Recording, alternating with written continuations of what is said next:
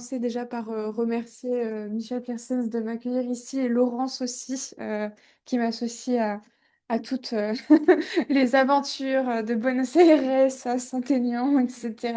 Donc vraiment, merci beaucoup pour ça. Effectivement, tu as rappelé le contexte de cette proposition qui était un aspect dans le cadre justement d'une proposition sur des perspectives pédagogiques. Et mes excuses aussi au début parce que je n'ai pas lu l'intégralité de l'œuvre de Michel Serres, donc je serai à votre écoute pour compléter, amender cette proposition. Et également parce que j'aspirerais vraiment à maîtriser l'art oratoire des personnes qui ont pu parler ce matin jusqu'à présent. Mais malheureusement, j'ai tendance à lire mes notes. Voilà. Donc, par avance, voilà, désolée. Donc, en tout cas, cette proposition emprunte un petit peu son paradigme à la pensée sérienne, puisqu'elle s'attache à tisser des liens entre des écrits variés du philosophe qui sont habituellement abordés indépendamment les uns des autres notamment en faisant le pari que ces textes les plus contemporains, dans une veine de vulgarisation avec Petite Poussette, mes profs de gym m'ont appris à penser, etc., entretiennent un dialogue avec ces écrits antérieurs et donc manifestent une forme de cohérence plus globale dans sa pensée. Notamment en tentant d'explorer les liens entre le bruit de fond tel qu'il étudie dans la distribution, dans le parasite, et le brouhaha qui envahit l'amphithéâtre dans l'espace de Petite Poussette. En somme, elle aborde, et donc je pense que c'est pas plus mal de m'avoir mis à la fin, parce que c'est peut-être une touche plus légère, parce qu'elle aborde une problématique très concrète que rencontre tout enseignant et même toute personne qui a été dans une salle de classe, qui est celle du brouhaha et du parasitage sonore dans l'espace de la classe ou de l'amphithéâtre. C'est la proposition que je vous fais aujourd'hui. Loin de les considérer comme de simples obstacles à l'enseignement, il s'agirait de comprendre en quoi ces phénomènes sonores, traditionnellement vus comme des nuisances à éradiquer, viennent plutôt redéfinir notre rapport au savoir et à la transmission. Donc, je chercherai dans cette communication à me demander comment le brouhaha, au lieu d'appauvrir l'espace éducatif, peut devenir le vecteur d'une pédagogie renouvelée qui serait fondée notamment sur la pluralité des voix, l'écoute. Alors, je développerai différentes propositions. Et donc pour ça, je vais d'abord partir des analyses de Michel Serres sur le bruit de fond dans sa théorie de la communication pour montrer qu'il est consubstantiel à toute communication et doit être accueilli comme un constituant essentiel dans le système pédagogique. Et je vais vous proposer d'envisager l'espace de la classe comme un système ouvert qui est travaillé par ce couple bruit-information et où le désordre, le brouhaha, s'avère aussi générateur de nouvelles formes de circulation et d'appropriation des connaissances. Dès lors, la figure du parasite et l'irruption du brouhaha redistribuent des rôles traditionnellement assignés à l'enseignant, à l'apprenant, et ouvrent des modèles de partage et de circulation des savoirs, plus décentralisés, plus collaboratifs. J'ai essayé de montrer que cet apparent chaos, loin d'être un simple désordre, favorise au contraire la cohabitation des singularités et la circulation libre du savoir. Et j'y illustrerai à la fin d'un exemple concret en contexte pédagogique de l'intégration d'un bruit de fond dans l'économie d'un cours. Plus précisément, de l'intégration d'un marteau-piqueur. Je vais également suggérer donc deux postures pédagogiques que tout le monde connaît, enfin, qu'on a mentionnées déjà à moult reprises. Celle d'un enseignant Hermès comme traducteur qui se situe au foyer d'une relation en sablier, allant du multiple vers l'un, et celle d'un pédagogue paraclet qui cherche non pas à exclure le tiers, mais à l'inclure. Donc je vais vous proposer une sorte de traversée, enfin modestement évidemment, mais du bruit vers le sens, un accueil de ce bruit de fond comme pluralité de voix qui s'érige contre l'unicité d'une parole qui apposerait ce rapport vertical au savoir. Tout un programme, mais modestement en tout cas, voilà.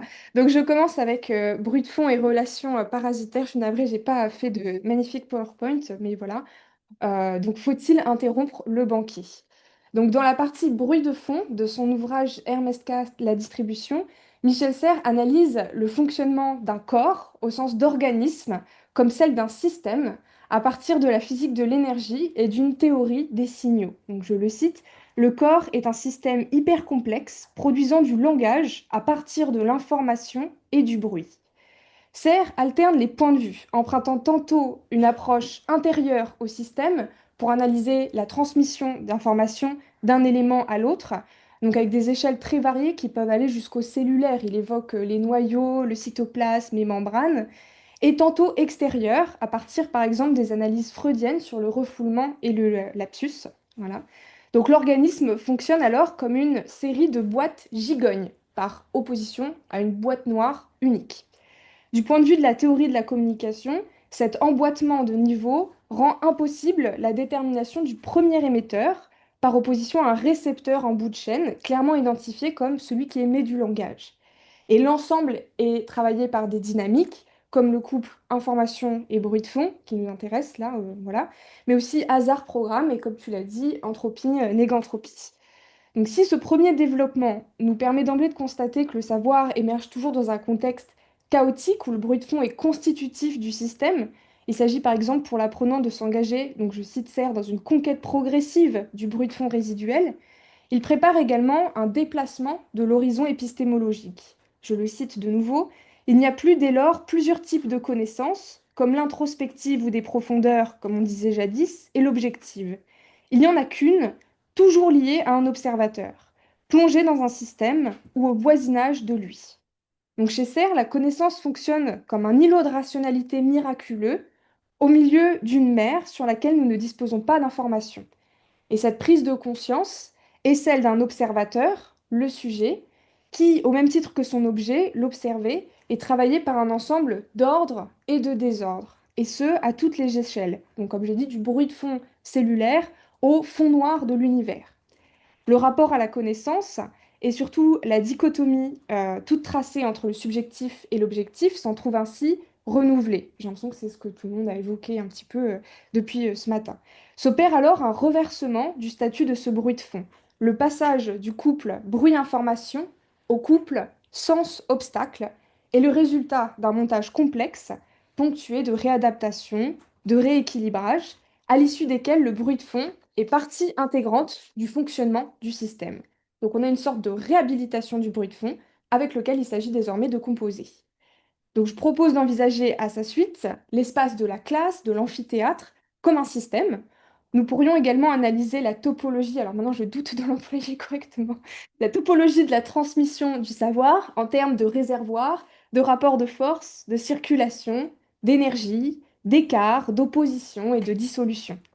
Dans ce système classe se rejoue également ce couple bruit-information. Le savoir transmis, il fait bien l'objet d'une multiplicité de transformations successives qui intègrent un bruit de fond, et je reviendrai plus loin sur l'analyse de Serre du rôle de ce brouhaha, ce bruit de fond cette fois comme brouhaha, dans l'espace de la classe. Le système de la classe serait alors à catégoriser dans les systèmes sensibles aux évolutions temporelles, où les savoirs, à l'image de l'eau qui érode et façonne la roche sur laquelle elle s'écoule, se déposent par sédimentation, à force de répétition.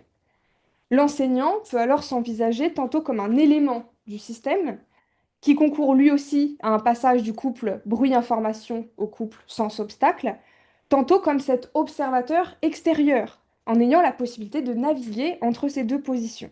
Donc il faut maintenant tenter de spécifier cette position par rapport au savoir et par rapport aux apprenants.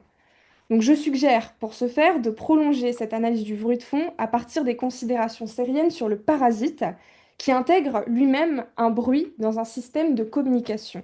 Donc faut-il en effet considérer les échanges de paroles qui ont lieu en parallèle, on va dire, de la transmission des savoirs comme instaurant une relation parasitaire à l'égard du cours.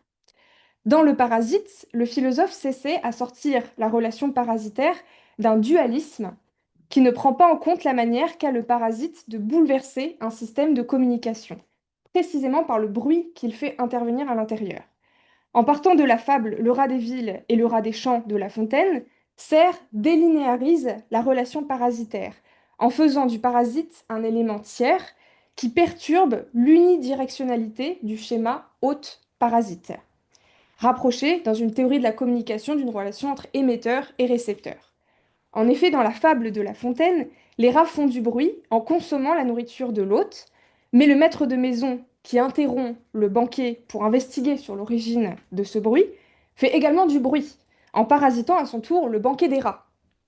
Puisque le bruit suscite un système nouveau, toutes les positions sont susceptibles d'être redéfinies, si bien que chacun peut devenir le parasite de l'autre, la relation étant à la fois parasitaire et parasitée. Lorsqu'il affirme que, je le cite, l'erreur est le dualisme, il invite à reconsidérer la position parasitaire comme une forme d'altérité. Plus encore, Serre assigne au bruit le rôle d'un point de bascule d'un système à un autre, irréductible à une simple contradiction. Je le cite, le grain de bruit, le petit élément au hasard, transforme un système ou un ordre en un autre. Ramener cette altérité à la contradiction, c'est tout réduire à la violence et à la guerre. De la même manière, le bruit de fond dans l'amphithéâtre ou dans la salle de classe redistribue les positions des émetteurs et récepteurs du message et réinstaure une relation parasitaire où le parasite peut désigner l'ensemble des positions du système. Qu'est-ce en effet qu'un enseignant qui cherche à faire taire un bruit de fond, sinon un maître de maison qui tente d'interrompre le bruit des festivités d'un banquet adjacent au sien? Donc ce premier temps nous a amené à envisager la classe comme un système sensible où les savoirs circulent, se déposent par sédimentation et où l'enseignant peut être également observateur interne ou externe, participant ou régulateur du bruit. Cette relecture du concept de parasite comme altérité créatrice capable de transformer le système nous a aussi permis de comprendre que le bruit perturbe mais régénère le système de communication. En classe, ce bruit ne doit donc pas être considéré comme un obstacle, mais comme un élément structurant de la communication, sur laquelle je vais à présent revenir. Donc dans le chapitre, j'ai fait des titres aussi comme Agathe, donc là c'est une partie sur le pédagogue Hermès, le pédagogue Paraclet que je vais proposer là.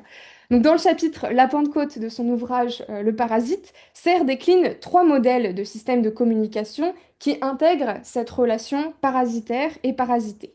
Je vais m'intéresser plus spécifiquement au deuxième et au troisième. Donc, le système Hermès a le mérite d'esquiver l'unicité du centre du premier système, inspiré de la philosophie lémisienne. S'il adopte bien un modèle réticulaire, c'est en réalité pour doter chacun de ces nœuds d'une forme en sablier qui restaure une hiérarchisation à l'intérieur du modèle d'échange informationnel. Un locuteur unique s'adresse à deux multitudes. Donc c'est le schéma du commerçant et du traducteur.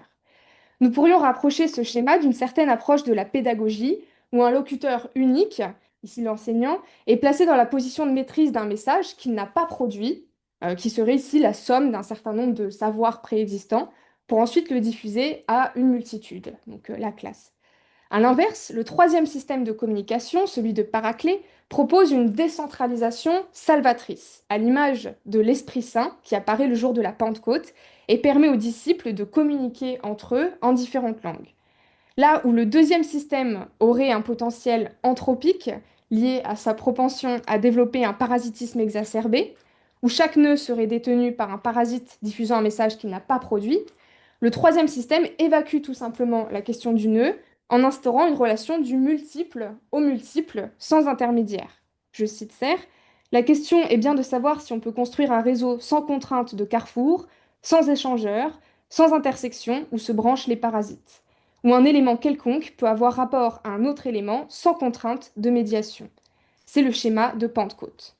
Remarquons à ce titre que ce schéma reste à élaborer. C'est ce qu'il dit, il faut décidément écrire une philosophie sans échangeur, je viens de commencer. À tout prendre, la situation pédagogique actuelle semble davantage rapprocher la posture de l'enseignant de celle du traducteur qui se situe au centre, au foyer du sablier. Il transforme lui aussi les flux qui passent au sein de l'échangeur. Il agit en ce sens comme transformateur dans un système qui multiplie les noyaux comme autant de centres, contrairement au système de Paraclet. Décentralisé, celui-ci l'est surtout par l'absence de figure de médiation. Les nœuds sont inexistants. Ce qui n'est pas sans poser problème pour notre réflexion pédagogique. Comment en effet penser une absence de médiation dans la diffusion d'un message en situation d'enseignement? Il importe alors de souligner les conclusions que tire Serre de ce modèle de communication idéal que serait celui du Paraclet. Idéal, il l'est avant tout parce qu'il cherche non pas à exclure le tiers, mais à l'inclure. Le Paraclet est lui-même un parasite qui ne s'évertue pas à évacuer les autres parasites pour instituer un échange sans perte. Quelles seraient alors les caractéristiques de cette pédagogie Paraclet, inspirée des modèles de systèmes de communication présentés par Serre? Prenons pour les définir 2 autres exemples développés par Serre dans Le Parasite. Le premier est celui de la fable Le jardinier et son seigneur, où le jardinier cherche à se débarrasser du bruit et du parasite que constitueraient les lièvres qui tentent d'envahir son jardin. Le jardinier, peut-être à l'image de l'enseignant qui s'échine à éradiquer un bruit de fond de sa salle de classe, œuvre à instaurer un espace clos, incapable d'accueillir un autre message que le sien, refusant radicalement la tiercéité d'un parasitage éventuel. Et comme le jardinier, il lui faut constater que c'est en cherchant à protéger cet espace qu'il participe à sa destruction matérielle et symbolique. Notre deuxième exemple est celui du furet ou de la balle de jeu, qui représente l'intersubjectivité primaire, le troisième coup au narcissisme selon Serre, comme réalisation du système de communication du paraclet. Les joueurs et joueuses ont en effet des positions relatives définies par ce quasi-objet qui est la balle ou le furet, de telle sorte qu'aucun n'est à proprement parler le parasite, ou alors tous le sont. Dans son chapitre Théorie du quasi-objet, Serre précise en effet, je le cite, un ballon n'est pas un objet ordinaire, puisqu'il n'est ce qu'il est que si un sujet l'a en main. Posé là, il est nul, il est bête, il n'a pas de sens, ni de fonction, ni de valeur. On ne joue pas tout seul au ballon. Ceux qui le font, ceux qui le gardent, ou comme on dit, le monopolisent, sont de mauvais joueurs, bientôt exclus du jeu. À l'image du quasi-objet qu'est le ballon, le message qui circule dans l'espace de la classe implique des positions intersubjectives sans cesse redéfinies par sa circulation. Une tentative de monopolisation serait l'œuvre d'un mauvais comédien, ignorant que la valeur ne réside pas dans une certaine position, mais dans cette circulation précisément. Ces deux exemples, donc le jardinier et le ballon, soulignent une double nécessité, celle de penser un espace ouvert, du moins qui ne s'évertue pas à une clôture artificielle, et qui ne tente pas d'évacuer toute forme de bruit parasitaire, au sein duquel se déploie un système de communication basé sur la circulation. Ce parcours dans les différents écrits sériens trace ainsi une traversée du bruit vers le sens, à l'image du message d'Hermès, en prise avec le bruit de fond, mais également un accueil de ce bruit de fond, comme pluralité de voix qui s'érige contre l'unicité d'une parole qui imposerait un rapport hiérarchisé au savoir, de l'unique qui maîtrise à ceux qui réceptionnent passivement. Une pédagogie paraclée valoriserait ainsi une circulation du message, marquée par l'ouverture et la pluralité, en ce qu'elle intègre le parasitisme comme moteur. Donc je propose dans un dernier temps de tisser des liens entre ces analyses du bruit de fond et celles que Serre développe plus tard sur le brouhaha dans Petite Poussette. Comment en effet frayer un chemin au savoir dans le brouhaha de la classe, de l'amphithéâtre, et la circulation des savoirs facilitée par les outils numériques. Donc ça, c'est la partie que j'ai un petit peu coupée, voilà. Mais donc voilà, brouhaha, voilà. Donc par petite poussette et petit poussé, Serre désigne ces enfants qui habitent le virtuel, qui sont actuellement sur nos bancs d'école ou sur nos sièges d'amphithéâtre, et surtout qui produisent ce bruit de fond en réaction à une parole unique et solitaire de l'enseignant. Je le cite, réduit au silence depuis 3 millénaires, Petite Poussette, ses sœurs et ses frères produisent en chœur désormais un bruit de fond qui assourdit le porte-voix de l'écriture. Ce brouhaha est d'abord une occasion de renouveler notre écoute, en se tournant vers ce qu'il propose, comme nous en exhorte Serre. Nous autres, enseignants parleurs, écoutons à notre tour la rumeur confuse et chaotique de cette demande bavarde, issue des enseignés que jadis nul ne consultait pour apprendre d'eux s'ils demandaient vraiment cette offre-là. Cette posture d'écoute n'est pas sans rappeler celle que propose Jacques Rancière dans Le Maître ignorant, en montrant que l'enseignant cherche moins à enseigner le savoir qu'à l'expliciter pour le rendre disponible et accessible à l'apprenant. Et surtout qu'il dispose lui aussi de la possibilité d'apprendre en étant à l'écoute des réponses de l'apprenant, qui sont autant de nouvelles questions pour le maître. Euh, Puisque ces savoirs forment désormais une mosaïque aux pièces diverses dans les espaces-temps numériques, Petite Poussette aspire elle aussi à les arpenter plus librement, rejoignant en ce sens les suggestions de Michel Serres concernant les croisements interdisciplinaires. Je le cite, suivons Petite Poussette dans ses jeux, écoutons de Boucicault l'intuition sérendipitine, que tous les magasins pratiquent depuis, bouleversons le classement des sciences, plaçons le département de physique à côté de la philosophie, la linguistique en face des mathématiques, la chimie avec l'écologie. De cette cohabitation kaléidoscopique découle alors un nouveau rapport à l'espace, celui de la classe, celui du campus, que Serre rapproche dans Petite Poussette de l'organisation du camp de l'armée romaine, par son aspect quadrillé et par la juxtaposition strictement ordonnée qu'il impose. S'y adjoint un autre rapport au corps, ça, c'est la partie que j'ai coupée, mais voilà, façonné par cette gestuelle associée aux outils numériques. Poussez cette petite personne dans une salle de cours, habituée à conduire, son corps ne supportera pas longtemps le siège du passager passif. Elle s'active alors, privée de machine à conduire. Chahut. Mettez entre ses mains un ordinateur, elle retrouvera la gestuelle du corps pilote. Donc Serre s'intéresse au corps apprenant, comme il le fait également dans Mes profs de gym m'ont appris à penser, pour se départir d'une vision binaire qui confinerait le corps de petite poussette à un éternel chahut par son incapacité à la concentration. C'est tout l'enjeu du regard qu'il souhaite porter sur cette nouvelle génération et des préconisations qui en découlent dans une perspective pédagogique. Serre se refuse au pessimisme ambiant, enfin bon, on a voilà, nuancé cette idée, mais voilà, qui traduit selon lui une perte de confiance dans les capacités des apprenants. Je le cite, ne dites surtout pas que l'élève manque des fonctions cognitives qui permettent d'assimiler le savoir ainsi distribué, puisque justement ces fonctions se transforment avec le support et par lui. Car enfin, ce postulat d'une déperdition de certaines fonctions cognitives ignore les vertus de cette insubordination au savoir que prône Petite Poussette, qui la conduit précisément aux portes de l'invention, d'une appétence à créer du nouveau. À charge alors de l'enseignant de l'accompagner sur cette voie. Concernant le rôle de celui-ci, enfin, Serre salue la transition en cours qui célèbre dans les modèles de communication le passage du multiple vers l'un et celui du multiple vers le multiple, que nous avons présenté précédemment avec l'image d'une pédagogie paraclée. Je le cite, la focalisation de tous vers l'estrade, où le porte-parole requiert silence et immobilité, reproduit dans la pédagogie celle du prétoire vers le juge, du théâtre vers la scène, de la cour royale vers le trône, de l'église vers l'autel, de l'habitation vers le foyer, de la multiplicité vers l'un. Petite Poussette nous permet ainsi de parcourir à rebours l'ensemble des perspectives pédagogiques ouvertes par la multiplicité des écrits de Michel Serres. Le bruit de fond qui traverse sa pensée et se mue en brouhaha dans l'espace de la classe y est accueilli comme un principe de renouveau possible, susceptible de nous propulser hors de l'âge de la page qui nous formata, vers ce nouvel âge oral émané du virtuel, sans que le second ne vienne remplacer le premier. Ces bavardages poussés guident en effet celles et ceux qui savent les écouter vers une ère, je cite Serre, où se mêleront un second âge oral et de tels écrits virtuels. Donc je propose enfin, dans un dernier temps, de présenter une application concrète de ces perspectives pédagogiques développées par Michel Serres. Édith Lecourt, professeure de psychologie clinique à l'Université Paris 5 et musicothérapeute, propose dans son article Du chaos à l'effet d'ensemble, création d'un espace sonore de médiation, de reprendre la place originaire dévolue au sonore par Serres dans son ouvrage Genèse en 81 pour incorporer le fond sonore à sa pratique pédagogique. Elle donne l'exemple d'une de ces séances de formation perturbées par des travaux au marteau-piqueur dans l'espace adjacent à celui de la classe. J'ai juste besoin de boire quelques secondes. Elle a alors l'idée d'articuler sa séance sur la communication sonore en intégrant ce bruit de fond, duquel plusieurs membres du groupe commencent déjà à se plaindre.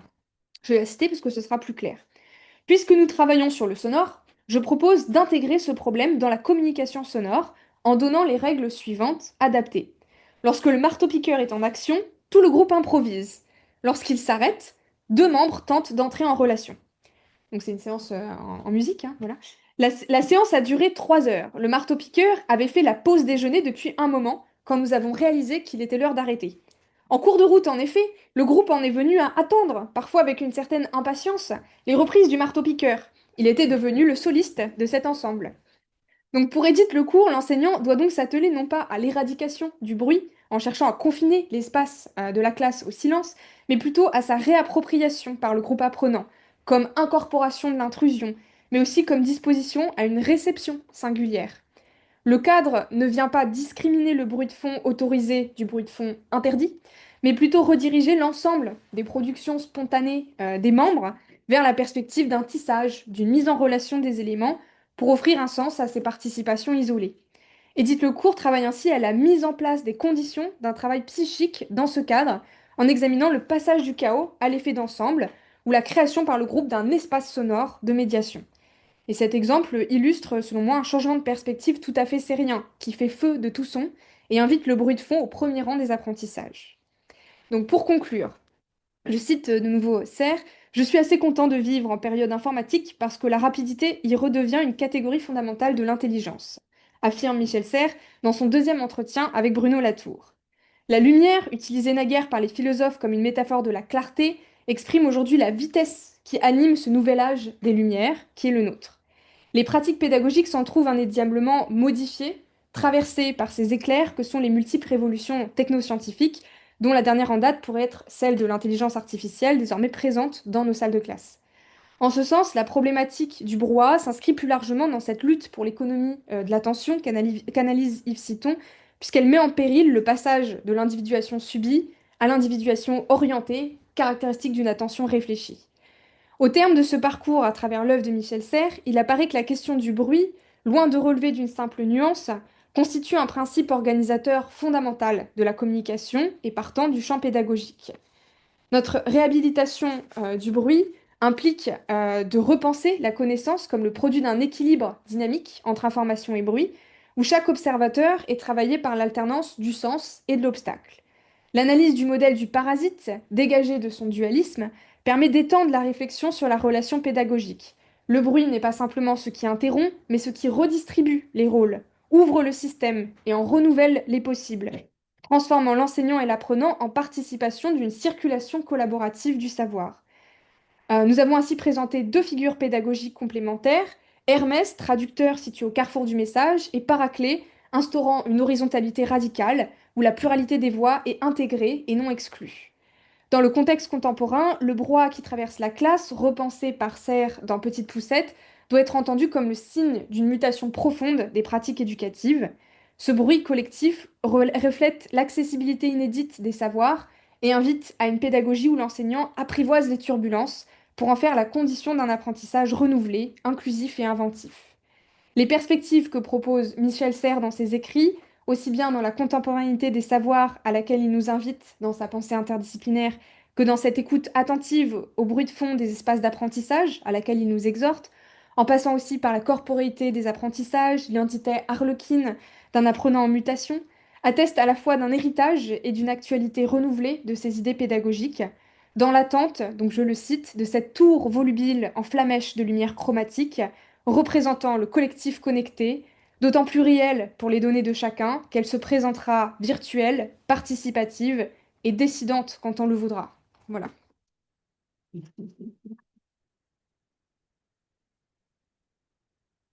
Merci beaucoup, Cindy, pour cette leçon de pédagogie absolument éblouissante. Je suis sûre qu'on va tous retourner vers